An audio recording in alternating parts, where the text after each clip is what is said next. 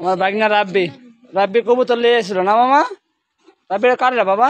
আমার তোমার না? ও নিয়ে 7টা দিন পর খুব সুন্দর দেখা যায় আমাকে। তোমার কি খায় বাবা? ধান খায়। তুমি ধান বেশি খায় না? না, ও আচ্ছা। খাউন খায়। দোকানে ধান, জিনিস হাতলাম আর কি।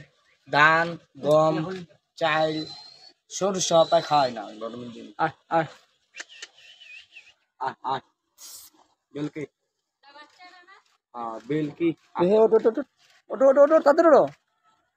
দেখে আমার চান্দু পুরো বত দেখি। ওরে রে মাথা চাপ দিছি। আহ!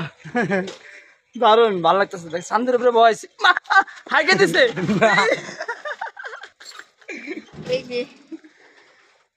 হেগে দিয়েছে। হেগে দিয়েছে চান্দের উপরে, মাথা নষ্ট।